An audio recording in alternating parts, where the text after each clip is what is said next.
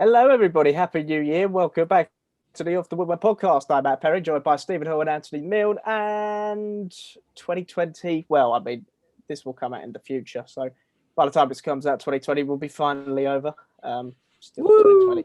Still 2020 right now for us. But, happy 2021, guys. Am I right? Yeah. Who knows? It could be worse. Let's hope not. It'd be hard, but it's not possible. There's a new strain of COVID, apparently. So 70% more. You guys haven't had it, have you, Stephen? You think you might? I think I had it because I was basically really ill for like 2 weeks. If I did, I had it for a couple of days at most. There was a couple of days where I felt really ropey when I first came back, back in March, because my mum was really ill for 2 weeks. So well, basically for me, basically anything would make me out of breath instantly. Like even just going to the toilet and coming back to my room, I was just like I was really bad. So I had to whenever I wanted like a cup of water, I basically had to call my parents and be like, "Yo, mum, can you bring me up some water, please?" The thing is, at that time, no one was really able to get tested, so you could have had it. You could have had just. Oh yeah, I got it really early on. I think in March. That's what I mean. You could have had something else. There's no way. I literally couldn't get tested to save my life. So. But anyway, on to football, which is what this podcast is actually back about. onto the football, which also leaves us breathless sometimes. Yes, and what is going to leave me breathless is the last round of prediction results for this month. So, Anthony, take it away. If you remember, we were on 40 points for myself, 49 for Matt, and 26 for Stephen. This week, Stephen got 12 points, so he finished top this week, bringing his total to 38. I got 11 points, which brings my total to 51. And Matt got 9 points, bringing his total to 58. So Matt has finally won a round of the fixture predictions, which brings our season total to one apiece. I won the first round, Stephen second round, and Matt has won the third volume.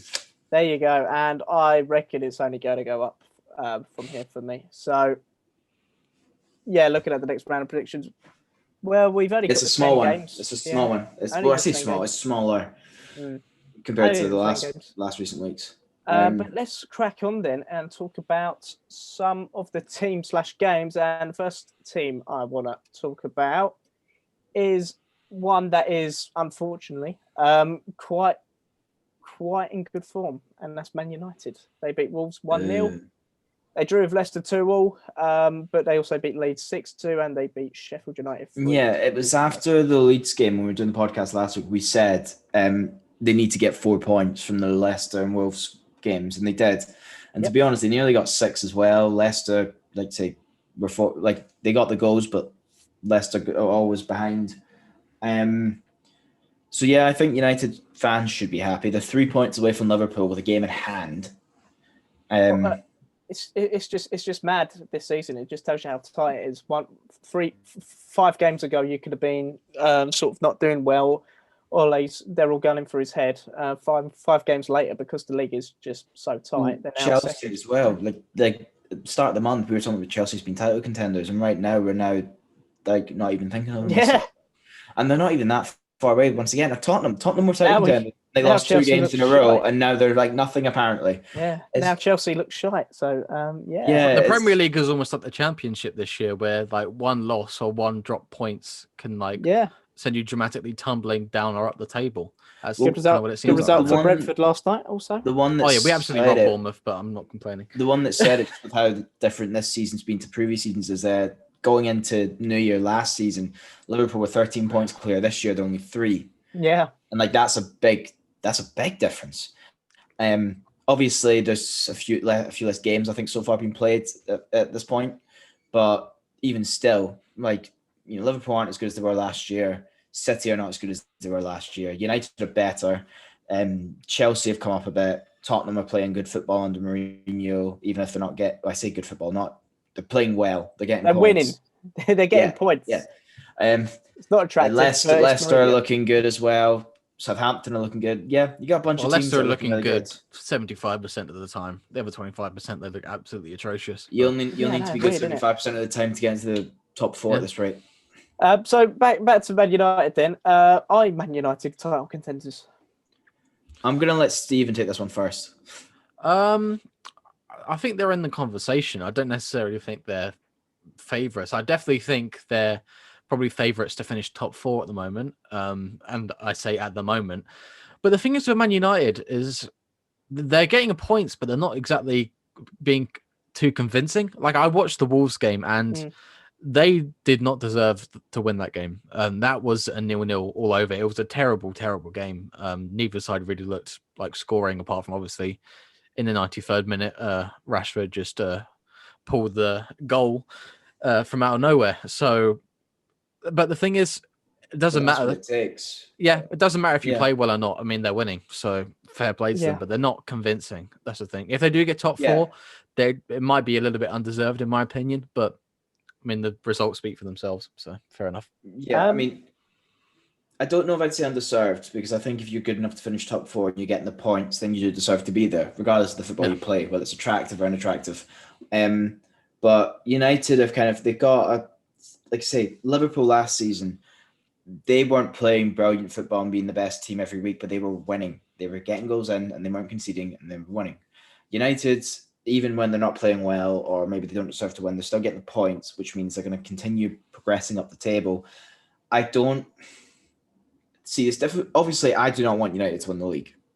And I definitely do not want them to win the league over us. I'm trying to be as unbiased as I can. I don't think they're title contenders just yet. I think the defense is still too shaky. I think some players are still too inconsistent. And I don't think a lot of their bench is really good enough to carry them there. Mm-hmm. Like Pogba's sometimes amazing, sometimes useless. Maguire's got a mistake in him. So does Lindelof. De Gea as well right now. Or has for the last few years. And I don't think Van der Beek's good enough on the bench. I don't think they've got brilliant defensive options besides the starting lineup. I don't think they've got enough to reach the top just yet. But if I was United fans, I'd think maybe a year or two with the right investment and they're there. Yeah. The thing is now they're going to finish. They might finish second or third this season. That means the Glazers aren't going to spend a penny next season. That's kind of how it goes with United. Well, my unpopular opinion is, despite United doing quite well at the moment, I still don't think they're going to finish top 4. And I mean, City have got 2 games in hand right now, and they're on 26 points. So I mean, if they win both their games in hand, they're pretty much up there. Yeah, but United once again have a game in hand. If they win their game in hand, they're tied on points at top place. Yeah. Which is a really troubling fact. I still fancy United to drop points against some teams. I personally, maybe I'm being optimistic. My top 4 going into the end of the season is probably still Liverpool, Man City, Tottenham, Chelsea. I don't know. I don't know. I look at the United team and I just generally think they will slip up. Can I be perfectly honest? There's only one team I think has been a lock for top 4, not even for winning it. There's only one team I think is a lock for top 4, and it's Liverpool. City haven't looked great yet; they're still title favourites according to the bookies. Chelsea go through phases of looking excellent and then dropping points they shouldn't be dropping, and Tottenham similar. So I kind of see it as like out of Leicester, Man United, Man City, Chelsea, Spurs. I don't know what combination of those teams is going to be in the top 4. Even Aston Villa are in that conversation at the moment. Nah, Villa will drop points. Villa are top 10. But what I mean is there's more chance of Wolves or Southampton getting in ahead of Villa. Leicester.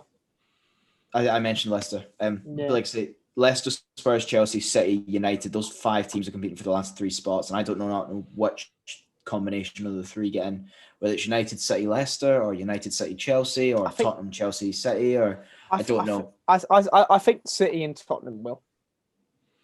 I think City will still. But all the teams I mentioned, City have been the one that have been probably playing meh.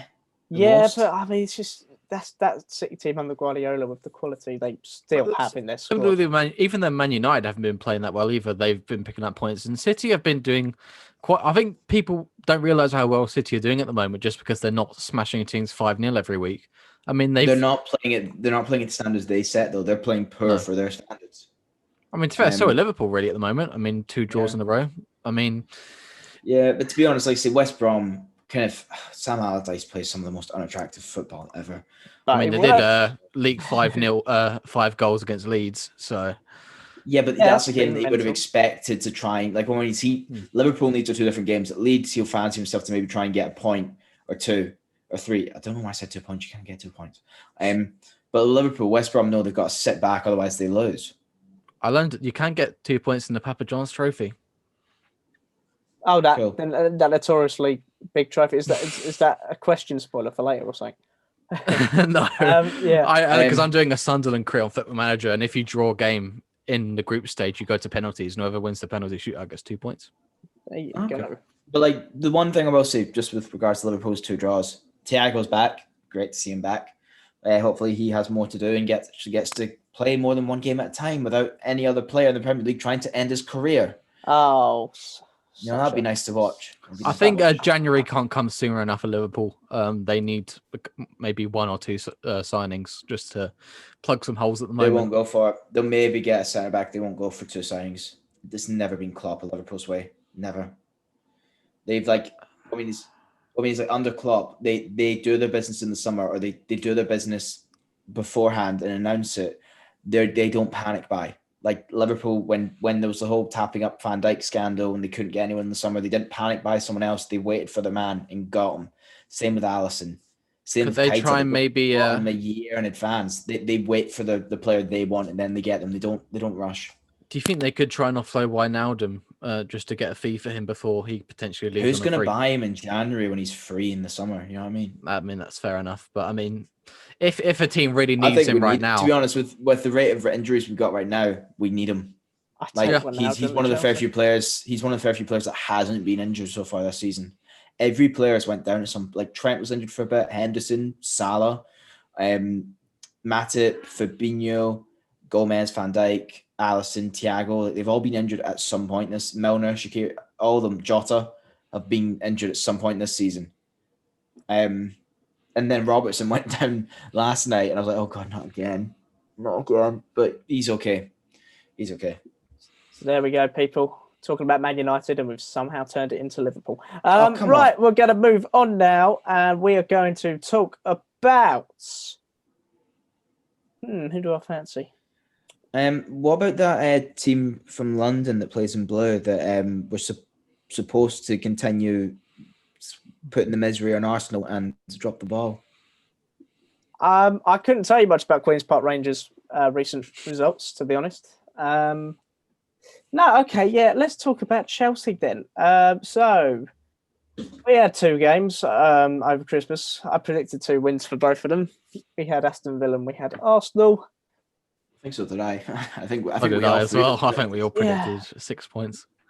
I don't think any of us expected a 3-1 defeat. Chelsea lose 3-1 to Arsenal. They draw 1-1 with Aston Villa. After beating West Ham 3-0 in what was a very flattering result. Chelsea aren't looking good at the moment. What's going wrong? What do you reckon? They need Ziyech back. I think it's fixture congestion. I think a lot of your new players still aren't used to it. And I said back when you signed them, back when the league started, when they got to the fixture congestion period, Chelsea would drop points because none of these players are used to the rate of congestion that is in English football compared to the previous leagues. And we've seen it with plenty of teams, with players that aren't accustomed to it yet. The first season of trying to be accustomed to it, they drop points. Yep. Or if they do manage to make it through the Christmas period, they drop points in the next month because they're fatigued from that period. So like Werner, Havertz, Thiago Silva, I know Sage is injured right about him as well. Mendy, they're not used to the level of number of fixtures in such a short period of time. And I think Havertz has been on the bench the past few weeks. I don't think he's even played that much football. To be and to be honest, if he was playing, he wouldn't have done any difference. I think there's a few reasons. One, I agree, fixture congestion, new team, never going to be great. 2, some players just aren't either having the rub of the green or they're just not playing well. Havertz, he hasn't picked up to speed. I've spoken about it before. He hasn't picked up to the pace of the Premier League yet. He just looks very slow. Apparently, COVID affected him quite badly. I don't know what type of effect that has. Werner is a weird one because sometimes he seems to do all right, but his finishing has been so poor. He's a great player up until the final third. Yeah.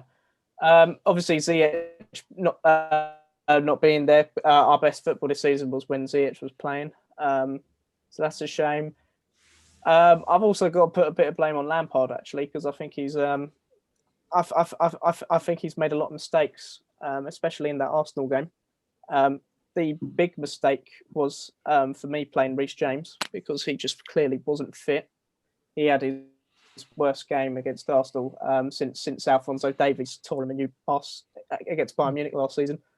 And the fact that he's playing these players clearly out of position. He doesn't know what his starting 11 is yet. He doesn't know what formation to play. Some of the subs at half time against Arsenal.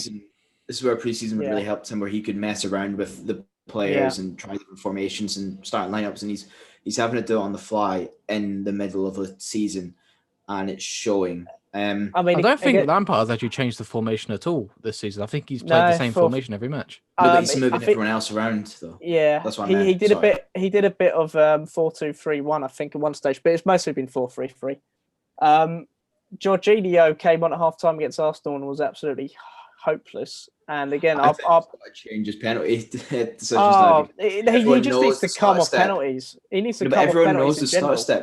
Remember, he hadn't missed the penalty, and then he missed the one Alisson saved. It was ridiculous. It was ridiculous that he went to do the exact same thing, knowing that goalkeepers have sussed him out. Goalkeepers have sussed out now, because that's the thing. When goalkeepers weren't used to it, it was really effective. Now they all are.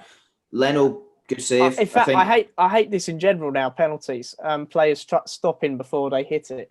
It just keepers have sussed it out. Did you see Ian Nacho's penalty? It was awful. Ian Nacho's just a terrible footballer in general. Yeah, I mean that was. Do you remember when people were comparing him and Rashford, because they were the two young players at Manchester clubs? Yeah, I mean that was without even looking. That was just seeing that he was a youngster coming through the Man City team. To be fair, he did have a really good pre-season, and then when it came to actually playing competitive football, he was absolutely hopeless. Yeah. It's an interesting one. Who else isn't playing with Chelsea? Pulisic ain't been doing much. Pulisic ain't done much. Reece James wasn't fit. Chilwell's looked okay. To be fair, though, you have been playing Pulisic a lot on the right, and he mainly plays on the left, cutting inside. Yeah, this is the thing. So, do you think Werner's out of position? Obviously, Havertz. I don't know if anybody actually knows what his position is. He was a centre attacking mid at Leverkusen, wasn't he? Yeah, but he played like a false nine kind of thing. Yeah, he'd play centre forward, or he'd played on the wing as well. I don't know. Pulisic is on the wrong wing. Yeah, there's a lot of things wrong. Chelsea failed to finish top four. Roman's going to look at Lampard's situation. I think he'll be looking at it already. I mean, because with the money spent and the caliber of talent brought in, people like to think that Lampard's going to get more time because of who he is and his association with Chelsea. But at the same time, we all know what Roman Abramovich is like. He's cutthroat. Yeah, I mean, if you don't do well, doesn't matter who you are. If you spend 200 million quid, you expect something back from it. Yeah, I think that's the issue. I think if you do give him another season after this one, Chelsea will be better. I think he just needs it's a feeling out season. You know, Klopp didn't get Liverpool to Champions League finals and Premier League winning in one season or two seasons. Frank Lampard ain't no Jurgen Klopp. Let's just put that out there. Yeah, but I suppose Klopp. It took Klopp was given time. Is the point? Yeah. That's what I mean. Klopp was given time. It's been this October was 5 years to the day that Klopp became Liverpool's new manager. You know, and it was the 2019 Champions League final we won, and then 2018 we were in the final. So it took him a couple of seasons to get there. So you know what I mean? Like you got to give a manager time. That's the problem. Managers aren't given time anymore. I'm still obviously Team Lampard, but I think some of his decision making has been questionable over the last 4 games because, quite frankly, if we got 9 points out of Arsenal, Villa, West Ham, and Everton, wasn't it, and Wolves, then we'd be top of the table right now. And you think we should be picking up 9 points out of them games? But yeah, here's the thing: like Liverpool haven't been doing well, but to be honest, no one else has. The times we've dropped points, we've been able to drop points because everyone else has. Yeah. I forgot to. Yeah, we did that predictions thing last week. I think my prediction for 2021 is whoever wins the Premier League this season will set the record for the lowest amount of points required to win the Premier League title. Oh, I don't know about that. How many did Leicester get? They haven't got the record. Man United have got the record with 76. No, I don't think so. Liverpool got 33, and they've still got 22 games left. Yep. Yeah, it'll be finished 88. So you're just assuming Liverpool are going to win the league, are you? I mean, to be honest, yeah. Yeah, no, I got back my team. We're top. We're playing bad football, and we're still top. You know what I mean? Like, if we were playing as well as we were last year, we probably would have be like 20 points ahead at this point, but we're not. We're playing really badly compared to our standard, but we're still top. So I don't know what that says. Would you? I was thinking about this with Chelsea. Would you try playing two strikers up front, Giroud and Werner? With Chelsea? Yeah. 4-4-2. I don't know, because Tammy's scoring more than Werner, so he is, but he doesn't. Tammy. He scores, but he doesn't bring much else to the team besides the old tapping. Like he doesn't work as hard. He doesn't. He's not as much as a presence.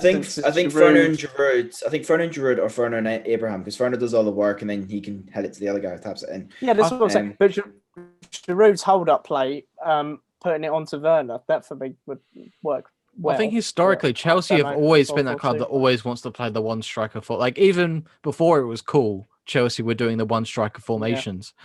So I don't know. I think it's just a club culture thing where they ever since I've been watching football, Chelsea have always played with a lone striker. So maybe it's just Drogba on the pitch at the same time. Or am I? Yeah, possibly. Yeah. They did, but that was kind of more 4-2-3-1 still, I think. The other thing I'm thinking is, even if we did do 4-4-2, I don't know who our starting midfielders would be. You'd say Kante would be one. Kovacic, maybe? Maybe, because but the thing is, Mount's a starter. Mount's one of the first names on the team sheet. Wouldn't you play like a 4-2-2-2? So like two central midfielders, two like kind of more attacking / wide players. Like they're not wingers, but they're not quite like cams. I suppose. I think that's more Pulisic. I suppose that's more FIFA formation than what teams actually playing real life. No, some teams play stuff like that, to be fair. Some teams do play. Well, you could do like a narrow diamond sort of thing. Possibly. I don't know. I don't about Mason Mount. I have to say, Mason Mount's been one of the better ones this season. Actually, he's played quite well. So yeah, I wouldn't want to drop him personally. They're all going on raving about Hudson-Odoi as well. I thought he looked all right. I don't think Hudson-Odoi's been was fantastic. He's not worth the money he's on. Passes and whatever. He's not worth the money he's on. No, of course not. No, of course not. He got it all too young. Yeah, I mean, let's see how we do when Ziyech comes back. But I don't like the idea of putting all our faith into the fact that Ziyech is injured, and even though he's only been at Chelsea and played about 5, 6, 7 games, so you know. Mm-hmm. Anyway, we'll move on in that case. Well, let's play the old game. The old usual that I like to say. Where are Leeds going to finish in the Premier League table? I'm still second between 10th and 14th. Yeah, I think that's pretty reasonable. So they go in. They lost 6-2 to United, and then they beat West Brom 5-0. To me, that screams. Well, it's not even that. They beat Newcastle 5-2. They then went and lost to United 6-2. They then went and beat Burnley 1-0, which is okay. And then beat West Brom 5-0. It's a weird old team Leeds this season, isn't they? Mm-hmm. Like I say, I'm saying between 10th and 14th because I think genuinely with the points they're getting up and the points they're dropping, that's probably where they're going to finish. They're definitely not top 10 with the amount of goals they concede. I know they won 5-0 to West Brom, but yeah, it's a weird one. They still on average concede quite a bit. They're going to have maybe an 80 goals scored, 50 goals conceded kind of season. I'm not giving them goal difference that high. That's just my example. Like when Liverpool nearly won in 2014, they scored 101 goals, but they conceded 51. Which 51 goals conceded in 38 games is shockingly bad. So I think Leeds will be somewhat similar. They'll score a lot, but they'll concede more goals than they really should. And then that will be how they improve in the summer. Because Bielsa's got to improve that defense. I know a lot of the defenders are injured. Doesn't matter how many goals you concede if you score more. So yeah, but not every game. You're not going to be able to score that many goals. That's the thing, though. I mean, Leeds, they're not going to go down. I mean, their basic objective is just, we'll probably win the same amount of games that we lose and we'll finish mid-table. And that'll be fine. What I mean is to progress even further up the table from that next season and such. I'm saying maybe I think for the first season, their strategy will keep you in the league. So good. I think for the first season, the Leeds can do this because they'll stay up. But then if they want to actually push on, they can't. It's not sustainable. Again, they just got interesting games coming up. The next game's against Tottenham, and you just think, I'd expect Tottenham to win it, but. Just the way Leeds have been this season is very weird. At least they have like a unique identity and a unique way of playing, which will, draw people in and make people like maybe the team a bit more. But but then the Leeds fans will make people not like the team. Another team that have picked up, and they were playing a team who were really bad was Aston Villa versus Crystal Palace. So Aston Villa won the game 3-0, despite they had 10 men for pretty much one half. It could have been a lot more too. It was a dominating performance. Mental. The way Villa were playing with 10 men, you'd think Palace had about 9 on. Villa, and then obviously they drew with Chelsea. Well deserved point. No complaints from me. So where do you see Villa finishing now? I don't know. Because here's the thing, once again, I'd say top 10, but when I think of all the other teams in the top 10, I don't know if I'm ever trying to push 11 teams into it, if that makes sense. Like, either them or Wolves or West Ham, I think, are going to drop out the top 10. So I think West Ham will. So you got the but do Arsenal finish top 10? No, I don't think Arsenal did finish top 10. Okay. Southampton can drop off as well. I think let's say Arsenal are not in the top 10, right? They still could at this rate with how close the table is, right? Yeah. So you've got the big 5, which are Chelsea and 2 Manchester clubs, Liverpool, Tottenham. You got Leicester. Yeah. So then that means you've got 4 spaces for Wolves, Southampton, Villa, West Ham, and then there's also Arsenal and Leeds. So realistically, any of the 4 I mentioned there, plus Arsenal or Leeds, can finish in the top 10. And I do not know what combination it's going to be, because the league's so close. It changes every bloody couple of weeks as well, like completely. Yeah. Like Arsenal were still doing poorly, like placement wise, but they won 2 games on the trot. They won another 3 in a row, and I think they're back to like top 8 or something. Like, and then suddenly, Arsenal want relegation for it. They're now talking about potential European football. You know what I mean? Like, they didn't play that well against Brighton. This is what bloody annoys me. They got the points. They got the points. Arsenal bloody beat Chelsea, and I looked at that team before the kickoff, and I just thought that is a really bad team. I was like, they'll probably go and beat us, but that is a really bad team that Arsenal have, and I can't see them beating. I thought Brighton were going to beat Arsenal. I was surprised. Not surprised, but I still don't have Arsenal European football at this point, but that's the frustrating thing, because sometimes they are getting good results, and they did, and at some points in this year they've played well under Arteta, and then they have other times where they just play like good old Arsenal that are awful, and it's very difficult to tell what Arsenal you're going to get, because Aubameyang is bloody hell, like Aubameyang Golden Boot winner. I think he's only scored once or twice in the Premier League so far. Yeah, nice. What is going on? Like Calvert-Lewin, Salah, Son are all on like 12, 13. Yeah, Lacazette scored the goal, didn't he? Yeah, he also scored against Chelsea. And Aubameyang... To be fair, they're not getting the best service from midfield. And no, they're not. But they weren't last season. The season before, Aubameyang was still getting goals. I mean, maybe teams have just been the standard of the other teams have maybe just gone up, and you can't get away with one-handedly carrying. Where the problem is, I think Arsenal's recruitment is where the problem is. Like Willian. Oh yeah. No doubt about that. Terminate the contract. Mesut Ozil's being paid 300 grand to sit on the bench. I mean, I wish I was on that kind of money to do that. Not even on the bench. I'd sit on any bench. I'd sit on the Stanley Park bench. I sit on a bench, went to be interviewed by Jimmy Savile to get that kind of money. Oof. Anyway, moving on. At the moment, who do you think are the 3 teams that are going to go down Fulham, Brom, and Sheffield. Don't know why you had to Yeah. think about Sheffield. Because I forgot who was bottom for a second. I genuinely forgot. I genuinely still think Sheffield are going to break Derby's record for the least amount of points. Yeah, I mean, at the moment, I think Sheffield. Yeah, Sheffield. Sadly, look past it. If they stay up, it'd be a miracle. Let's face it. Who the hell is going to join Sheffield? And who's going to want to join Sheffield in January? Yeah. Who? But my point is, even it's if also they did, which is crazy. Like like the drop in form. Like, fair enough, them not being as good as they were last season. Like, that was maybe expected. Maybe being down around 16th or something. Maybe. But you go from being a team that finishes, just top 10, just shy of top 10, to a team that's only got 2 points over 16 games. Yeah. That drop in form, regardless of placement on the table, is shocking. Yeah. What is going on? And then, yeah, I probably agree with you at the moment. West Brom and Fulham probably still going down, but they're playing better. The only both two teams that are guaranteed to go down are Sheffield and West Brom. I think the other place is a bit more debatable because Brighton are definitely in that conversation. Do you think Palace could get down there? Possibly. I think Palace have got too much still. I think Palace will probably be 15th or something. Well, they're currently 15th.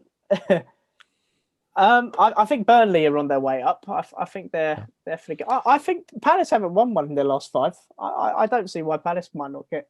For me, Palace, even when they do poorly, they still seem to finish in the Premier League. They've been in the Premier League now for 7 seasons in a row. Yeah, they'll do enough. But for me, the two teams that are locked in to go down, Sheffield, West Brom, and then the other place is either going to be Fulham or Brighton, probably. Yeah. But I think Brighton are playing better football than Fulham. So I think they will start getting more points. They are, yeah, but they just don't win games. That's the problem. That's fair in Brighton. I think Brighton will be down there. I think they'll survive. I think they'll be safe. Probably with Brighton, I think they don't have anyone up front. I think it'll go to the final game, but I think Brighton are staying up. That would be good. I think Brighton will as well. Problem with Brighton, like they just don't have anybody up front to score them goals. Morpay? Yeah, he don't do it. He don't do it. They need to bring in someone in January who just is good for tapping it in. Well, they need to bring in someone who's going to put the pressure on Morpay to step up and not want to lose his place because Danny Welbeck is not really that player. Callum Connolly, or whatever his first, Aaron Connolly, from what I've seen of him, he's not looked good enough for the Premier League yet. Maybe a low move in January could do wonders for him, but I don't think he's Premier League yet. So maybe they just need to. I definitely think they need wingers because obviously Johan Bach is useless. Solly March is always injured. So they definitely need a winger in January. But we might do a whole video on that of who should people sign in January. So I won't say any more. What an idea. Straight from the head. Anything else anybody wants to touch on from the last week? Should we discuss, this is the any game, but should we discuss the measures that were suggested very recently about a 2-week suspension from the league to get over this COVID strike? Well, let's talk about it. So, okay, explain. It was someone suggested it 2 weeks, all the players kind of like no games, no traveling, none of this, and then restart in 2 weeks' time. And it was rejected. The Premier League said they trust their protocols in place right now. But also, to me, it makes no sense because think about it. If, let's say, all the players take a break now, they might not start showing symptoms of COVID until like a week and a half from now, right? Yeah. Or like, let's say. So I think you'd need longer than 2 weeks. And then it just means you're going to have to congest more fixtures together. And it just, I don't think there's been enough of an outbreak to suspend the league yet, if that makes sense. Yeah, I can see where it comes from. I mean, to be fair, COVID at the moment is just as bad as it was in April. It's a bit worrying, to be honest. It's probably going to get worse in the next few weeks. But I think by the time it does, it's probably too little too late anyway.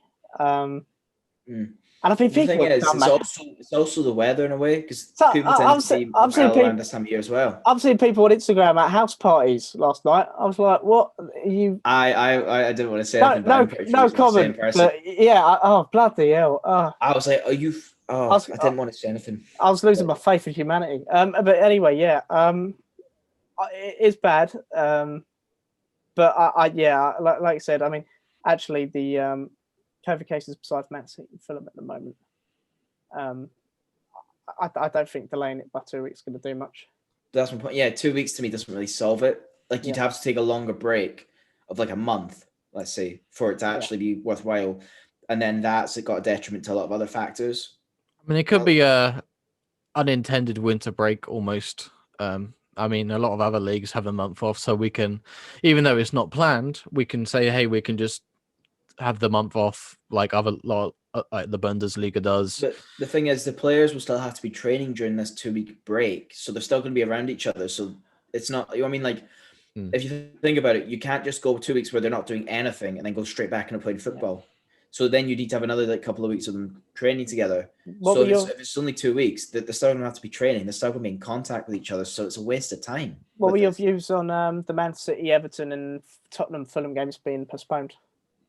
Well, gotta be. If there's too many cases, and then you've had players that have been in touch with those that have been confirmed cases, then you can't run the risk, because then otherwise you're looking at like from like 3 or 4 cases, you're looking at potential 30 or 40 when bearing in mind all the staff and the tunnels and like managers and like referees. There's too much risk. Yeah. Apparently, Man City are back in training though, and they're still expected to be playing Chelsea on Sunday. But I'm pretty sure the Man City game wasn't postponed because of. I'm getting the games confused in my head, because the Tottenham Fulham game wasn't postponed because Tottenham had cases. It's Fulham. Fulham did. Yeah. Was it not Everton that had cases for the Man City one, or was it? No, it was Man City. Man City had 5 cases. Okay, fair enough then. Never mind. I guess I can't remember. So apparently the game against Chelsea is still going to go ahead, despite that. Because Walker and Jesus were confirmed. Walker and Jesus were confirmed as having COVID. They didn't say who the other 3 new ones were. Not by name anyway. I mean, knowing Walker's history of breaking. I suppose, I suppose this was going to happen at some stage, though, wasn't it? To be honest, we haven't actually had that many cases, considering how many we could have had. Like, I know Liverpool had a few. Salah's had it. Thiago's had it. Mane had it as well. Havertz at Chelsea had it. Havertz had it. Yeah, quite a few Brian players. and Boma at Brentford had it. But we haven't. Nuttall's currently self-isolating. We haven't quite had it the same way. Yep. You know what I mean? Like, we haven't quite had it the same way though. Like, like these games that had to be postponed, we've had 1 or 2 like individuals. We haven't had like a team go like, no, they can't play. The thing is, even if the players themselves follow the rules, I mean, they've got family members who might go out and have they might have kids who go to school and mix with other kids at school. So that's the stupid thing. Yeah. The infection rate will continue to increase as long as schools are open, because that's the highest place of infection in the country. Yeah, I know. And my sister's a primary school education. I'm screwed. Is your sister still in primary school? Yeah, she does. No, she does teaching. Sorry. I thought my mum's a teaching assistant at a high school, so she works at a school as well. Yeah, so we're all screwed. That's my point. Like, those people will come into contact with children who will be carrying it, but because they're children, they won't really know they are. Yeah. Like, have you not seen the numbers for the infection rate in schools compared to like anywhere else? Like, it's ridiculous. It just makes no sense. Schools and care homes, those are the 2 big ones. Yeah, no, it doesn't make sense. The little rugrats. But less about COVID, I suppose. Shall we move on to fixture predictions, or is there anything else? Yeah, no, let's do it. New year. The first predictions of the new season. I mean, new year, not new season. Sorry, I had a bit of a brain fart then. Anyway. A brain dizzy. So I won the last one. We're into the new round for the new month. This is for January. The first game is Everton versus West Ham. I will start. I think this is going to be 1-1.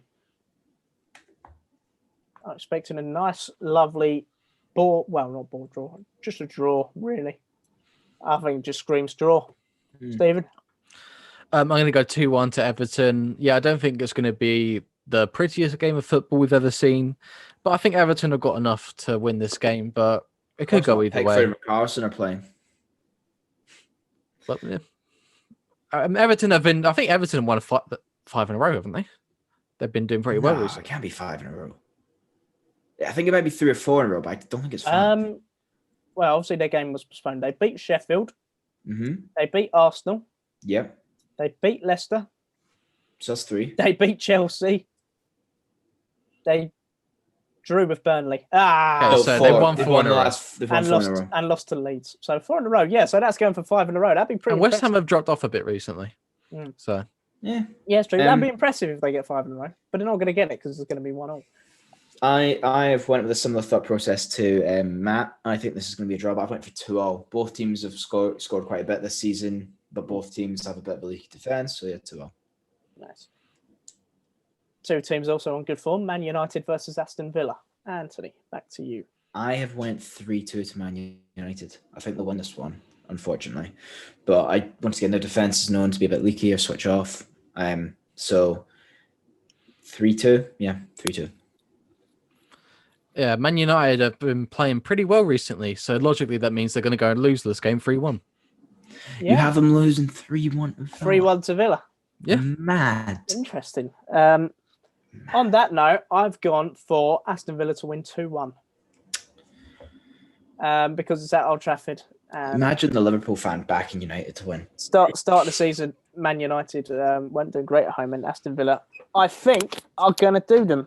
Just got a feeling. So, yeah, 2-1 to Villa. Tottenham versus Leeds. Stephen. I think this is either going to be a great game or a greatly boring game. But with Leeds, there always seems to be fun when Leeds are around. So I'm going to say 3-3. Fair enough. Anthony? I've gone with 2-1 to Tottenham. I think Tottenham are great at suffocating teams and kind of keeping the ball or staying back. And so Leeds aren't going to get through the same way. But Tottenham have still got Harry Kane and Son up front. So yeah, 2-1. Yeah, I mean, on paper, this could be one of the better games, maybe. Or it could be the worst game out of all of them. So I'm going to go for the opposite. I'm going to say Spurs to win 3-2.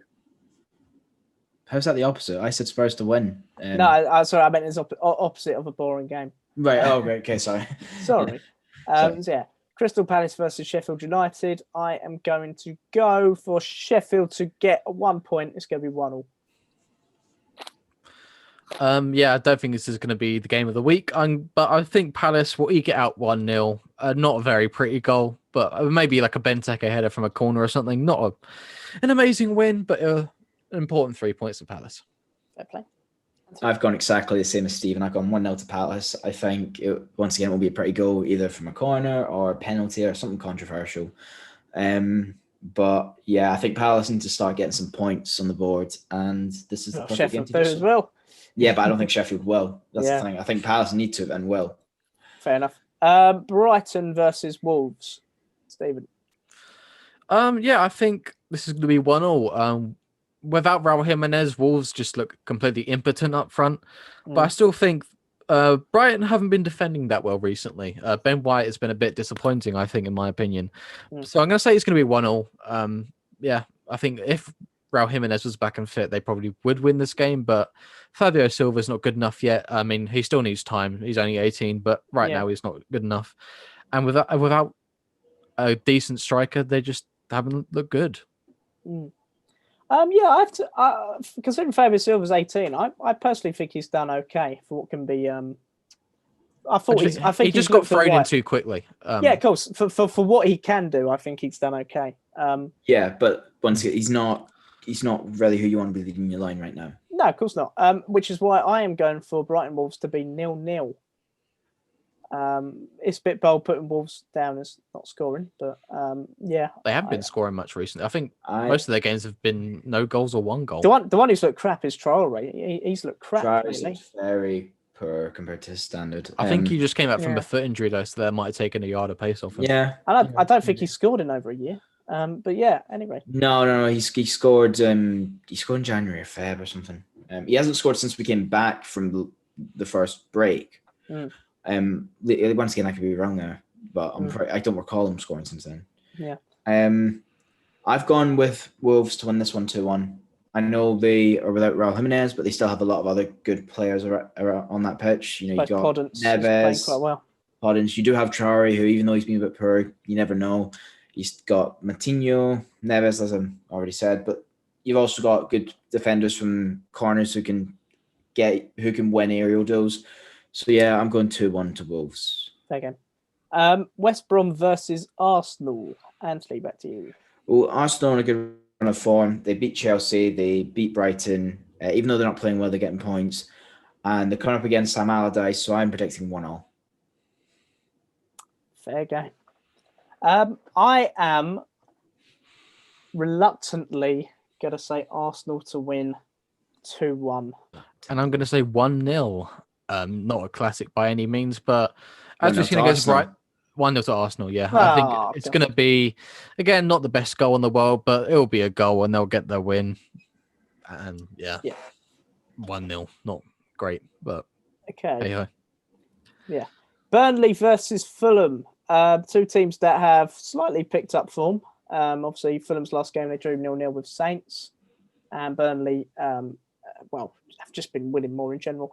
I am going to go for Burnley to keep up their good form and win this 1-0 in the Burnley result of the week. What more do I need to say? Stephen? Yeah, I think it's going to be a real El Clasico, so 0-0. Yeah. And I've also gone 1-0 to Burnley. I don't think I really need to go and explain, given when you probably said the same points I would. So yeah, 1-0. Yeah, no, that's completely fair. Newcastle versus Leicester. Could be interesting. Stephen? Yeah, there seems to be at least one upset every week, and I'm going to say this is going to be the upset. I'm going to say 1-0 to Newcastle because we didn't really touch on it earlier, but I think Newcastle actually looked pretty good against Liverpool. I think, in my opinion, they deserve to win that game. That's bait. So I'm going to say they are going to win this Fuck game. off. They did not deserve to win it. They They had 27% possession, Stephen. Yeah, but they counted very well. No, but they were good defensively. They had two chances against Allison, both of which he saved comfortably. They were the ones that were good defensively. They could have lost. That's annoying, actually, because I really would have lost 4-0. So that's annoying because I really believe the way to beat Liverpool this year is to full on attack them, and you just knew Steve Bruce was going to go there and put 10 men behind the ball. But that's the thing. That's what they did, and they had a couple of counterattacks, but they only had. It got them a point, and they went there for a point. Dangerous. But that's what I mean. It was not. They did not deserve to win that game. If you watch the highlights, maybe that's how it will seem. But if you watch the full, I did watch the full game. I watched it. They did in its not. entirety. They did not. Sorry to hear that. They did good football to get the point, and they defensively were incredible. Is it Darlow's their keeper now, not Dubravka? Darlow. Yeah. Incredible, great saves. Defensively, off the line clearances, they were compact. Excellent defensive class. They had two chances. Liverpool had about 8 that they should have scored and didn't. It's actually as much Liverpool's fault Newcastle got a point as it was good defense. Then Anthony, what do you reckon the score's going to be for Newcastle? 2-0 to Leicester. Newcastle, no. The way they play football, they'll be lucky to finish top half of the bottom half of the table. Leicester to win 2-0 because unlike Liverpool, Leicester have been able to finish the dinner this season. Yeah, I think the main problem with Newcastle is they just don't have anybody up front, do they? Joe Linton's naff. Is Wilson back from injury yet? Yeah. He played last night. Okay, so Wilson's like their only hope. Just... Yeah. I like. To be fair, I the way Leicester have played lately, I could see Stephen getting this one. But I'm still going to go. Leicester either win or lose. They've not really gone, but I'm still going to go for Leicester to win. I'm going to go 2-1 to Leicester. 2-1. I think Leicester are probably going to win, but I just think, you know what? There always seems to be a weird upset every week. So I respect it. I respect it. I can see your result happening. I just disagree with your logic that Newcastle deserved to win last night. Like if you said West Brom deserved the point, they at least deserved the draw. They deserved. They deserved the draw. Yeah. I accept that, but they didn't deserve to win. Same with West Brom. West Brom deserved a point at Anfield with the way they played. Liverpool should have won. They didn't. West Brom deserved the point. They didn't deserve Chelsea versus Man City. Anthony.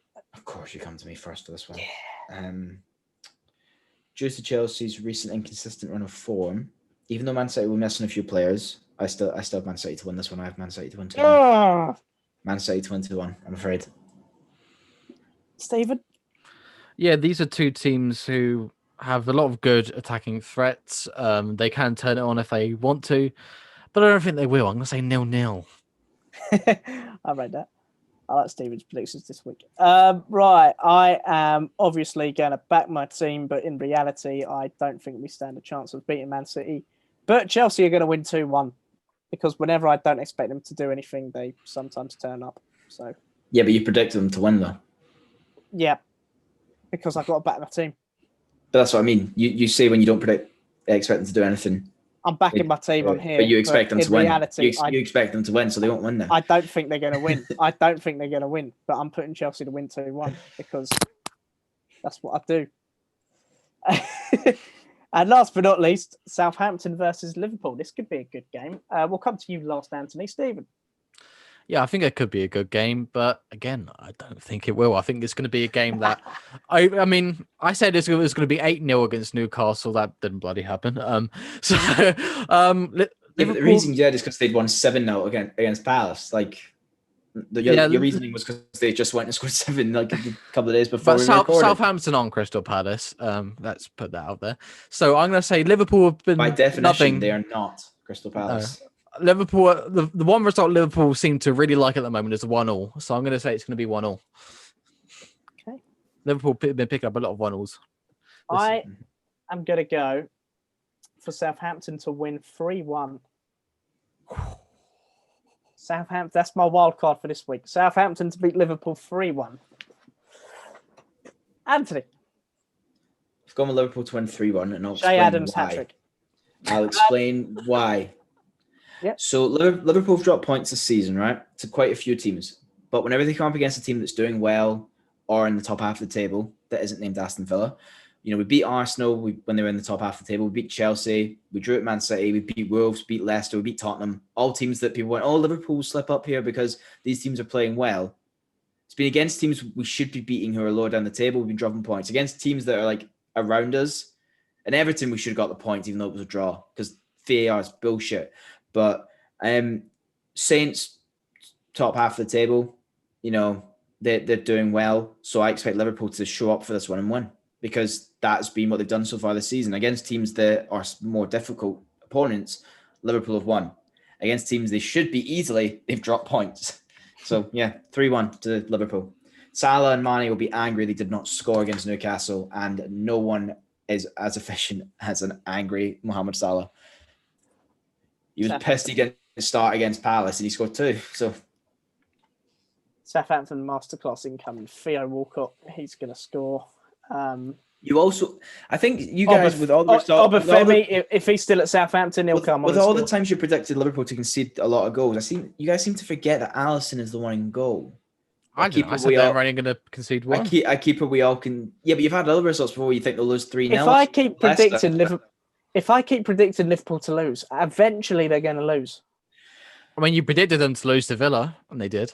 That's true, but once again, that was Adrian in goal. If Adrian's in goal for Southampton, I have no idea. But when Alisson is Alisson, he's one of the best keepers in the world. Liverpool are going to meet their match in Southampton. Southampton are finally going to get one over them for nicking all their players. The last time, hang on, they nicked one of our players. We gave them Danny Ings on a discount at this rate. Well, I've got another prediction for the game. I think Liverpool will have a goal controversially ruled out that would have made them win the game. No team has had, well, maybe not, they won't win the game, but no team has had more things disallowed to go against them this season in VAR than Liverpool. There's actual statistical proof of that. And don't we know it? And that's the end of this episode. Some of them have been shocking. The Woodwork Podcast. Thank you for joining us. Happy New Year. I'm Matt Perry, joined by Anthony Milne and Stephen Hall. Happy New Year, everybody. Hope you'll be on the Prosecco later. I don't know. The bubbly. I've got an ethics essay during law and on the 6th, and it's a pain to write. So I don't know if I'll be able to. Sounds like a bummer. Goodbye.